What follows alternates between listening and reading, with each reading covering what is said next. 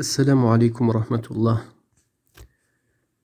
Voilà maintenant, chers frères et sœurs, plusieurs semaines que nous avons vu notre quotidien changer et notre mode de vie réadapté. Cela suite aux mesures qui ont été prises pour parer à cette épidémie. En quelques jours, nous avons fait beaucoup d'efforts pour nous adapter et préserver notre santé et celle des autres. Chers frères et sœurs, si nous avons été capables en ce laps de temps de faire autant d'efforts pour préserver la santé de notre corps, ne sommes-nous pas capables, en tant que croyants, d'en faire autant, si ce n'est plus, pour celle de notre cœur? Cette dernière est pourtant tout aussi importante. Elle est même plus importante que cette première. Allah subhanahu wa ta'ala, il dit dans le Coran, les jours où ni les biens ni les enfants ne seront d'aucune utilité, sauf qui vient à Allah avec un cœur sain. Ou encore dans ce hadith du prophète sallallahu alayhi wa sallam qui dit, il y a dans le cœur un morceau de chair. S'il est sain, c'est tout le corps qui est sain. Et s'il est corrompu, c'est tout le corps qui est corrompu. Il s'agit du cœur. Dans cet autre hadith rapporté par Muslim, le prophète sallallahu alayhi wa sallam dit, Allah ne regarde ni votre corps, ni votre apparence, mais il regarde votre cœur et vos œuvres. Chers frères et sœurs, aujourd'hui, nous allons voir que toutes ces règles que nous appliquons quotidiennement pour nous préserver de ce virus, nous pouvons les appliquer dans une autre mesure, d'une autre façon, pour la préservation de nos cœurs. Pour préserver nos cœurs des virus et des maladies qui les corrompent et les souillent. Par exemple, toutes les mesures que nous avons prises ont nécessité la connaissance de ce virus, d'apprendre quels sont ses dangers, ses symptômes, etc. On a dû s'informer à son sujet. Eh bien, il en est de même pour le virus et les maladies du cœur. On se doit, pour s'en prémunir, de les connaître, de les apprendre.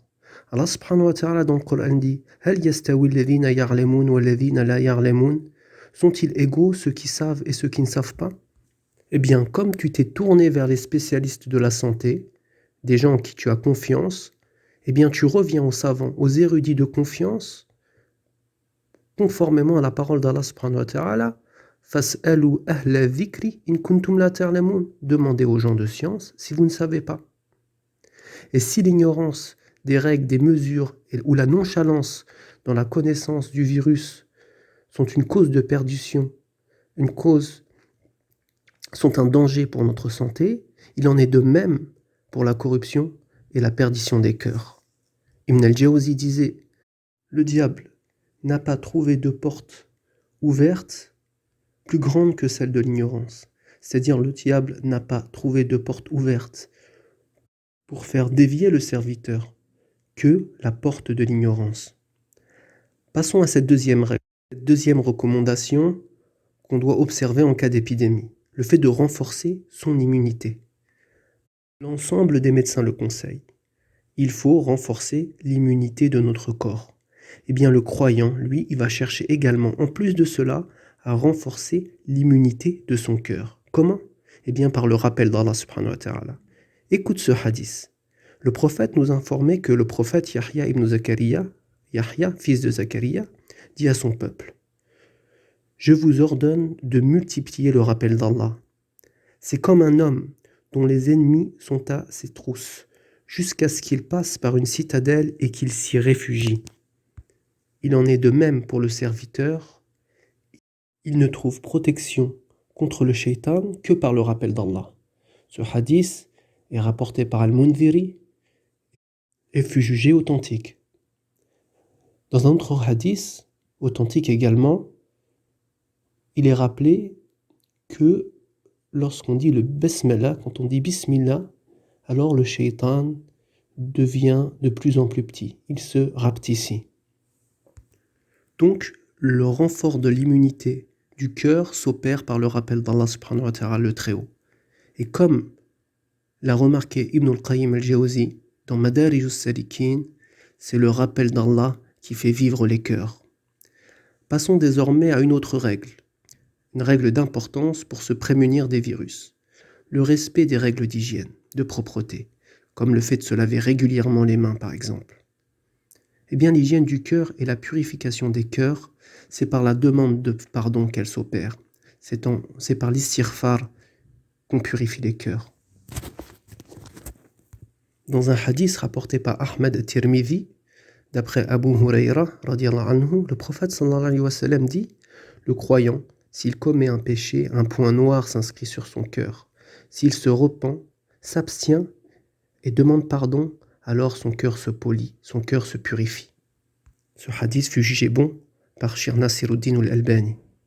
Certains savants furent questionnés. Quel est le plus profitable pour la personne? Est-ce qu'il s'agit du tasbih, du fait de dire Subhanallah, de glorifier Allah, ou c'est la demande de pardon? Il répondit, si le vêtement est propre, alors le parfum, l'encens est plus profitable. Mais autrement, s'il est sale, alors c'est la demande de pardon qui profite plus. Quand Ibn al-Qayyim fit part de cette parole au Cheikh Ibn Taymiyyah, celui-ci répondit « Mais qui d'entre nous ne salit pas ses vêtements ?» Penchons-nous alors sur une quatrième règle, quatrième directive, qui consiste à éviter de se mélanger avec les personnes porteuses du virus. Le fait de rester avec les gens, entre guillemets, sains. Est-ce que cette directive a un équivalent dans la préservation du cœur? Eh bien oui, une fois de plus. Rappelez-vous ce hadith d'Abu Moussa, où le prophète sallallahu alayhi wa sallam fit la comparaison entre la bonne et mauvaise compagnie avec le vendeur de parfum et le vendeur de charbon. Encore dans cet autre hadith rapporté par Ahmed, Abu Daoud et Tirmidhi, dans lequel le prophète sallallahu alayhi wa sallam dit « La tusahib illa mu'minan » ne fréquente qu'un croyant. Et il est bon de remarquer ici que tout comme tu t'écartes des gens porteurs de virus, tu souhaites pour eux la guérison et invoques pour eux. Eh bien cela est valable également pour les virus du cœur, les maladies du cœur. Si tu t'écartes des gens de crainte d'être touchés par la maladie de leur cœur, par leur déviance, ça ne t'empêche pas d'invoquer pour eux et de souhaiter de tout ton cœur la guider pour ces derniers. Passons désormais à une autre règle qui est étroitement liée à celle qui a précédé. Il s'agit d'éviter de fréquenter les endroits propices à la propagation des virus, comme les lieux par exemple qui sont fortement fréquentés. Eh bien pour préserver ton cœur, tu t'écartes également de certains lieux nuisibles, qui sont des lieux de tentation, comme par exemple les lieux où les péchés sont commis aux yeux de tous. Et comme le prophète sallallahu alayhi wa sallam le dit, dans un hadith rapporté par Tabari, Abu Nu'aym al-Bayhaqi, « Inna as-sa'ida laman juniba as-fitan » Certes, celui qui a réussi, c'est celui qui s'est écarté des fitan, qui s'est écarté des tentations. Aussi, parfois, lorsque la situation ne prête qu'à cela, on est, comme c'est le cas en ce moment, dans l'obligation de se confiner, de rester chez soi. Eh bien, c'est ce qu'on appelle, dans le cadre de la préservation des cœurs, al-uzla, c'est-à-dire le fait de s'écarter, de se retirer, la retraite. C'est ce qu'ont privilégié certains salafs à des moments où les troubles étaient fortement répandus. Par exemple, certains ont dit « Prends Allah comme compagnon et laisse les gens ». D'autres dirent « Fuis des gens comme tu fuis du lion ». Soufiane al-Thawri disait « Waqtu sukut wa luzum al-buyut ». Hada waqtu sukuti wa luzumi al-buyut. C'est le temps de se taire et de rester chez soi. Nous conclurons, chers frères et sœurs, par cette dernière prérogative qui consiste à être attentif aux symptômes précurseurs de la maladie, et cela pour y remédier au plus tôt. Le cœur malade, tout comme le corps, ont des symptômes qui, par la grâce d'Allah subhanahu wa ta'ala, vont alerter la personne qu'il faut faire des causes, qu'il faut remédier à la maladie. Eh bien oui, la transgression des ordres d'Allah subhanahu wa ta'ala peut être douloureuse. La douleur de la transgression du péché est d'ailleurs un signe que le cœur est encore en vie. Comme il est dit, وَمَا لِلْجُرْحِ بِمَيِّتٍ إِلَامٌ. Et la blessure ne fait pas souffrir un mort. Parmi les symptômes également, qui montrent que le cœur est malade et qui est dans le besoin d'être guéri, d'être soigné, la dureté du cœur, qaswatul qulub.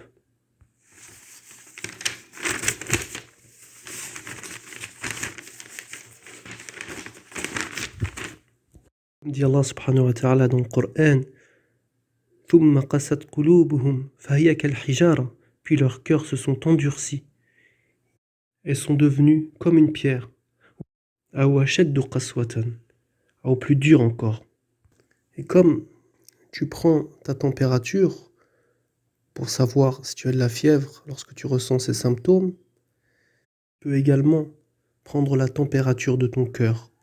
Comme le dit Ibn al-Qayyim, cherche ton cœur dans 3 endroits. Lors de l'écoute du Coran, lors des assises de rappel et lorsque tu t'isoles dans le rappel d'Allah subhanahu wa ta'ala. Si tu ne trouves pas ton cœur, c'est-à-dire si tu ne sens pas les douceurs de la foi, la quiétude du cœur à ces endroits, alors demande à Allah subhanahu wa ta'ala qu'il te donne un cœur. C'est-à-dire demande à Allah subhanahu wa ta'ala qu'il te guérisse. Qu'Allah subhanahu wa ta'ala nous préserve des maux du corps ainsi que des maux du cœur et qu'il nous fasse don de cœurs vivants, éveillés, dans des cœurs sains et solides. Et je conclurai par cette parole qui dit que la pire des morts, c'est le fait de mourir, de décéder, alors que tu es encore en vie. Wallahu a'lam, wassalamu alaikum wa rahmatullah.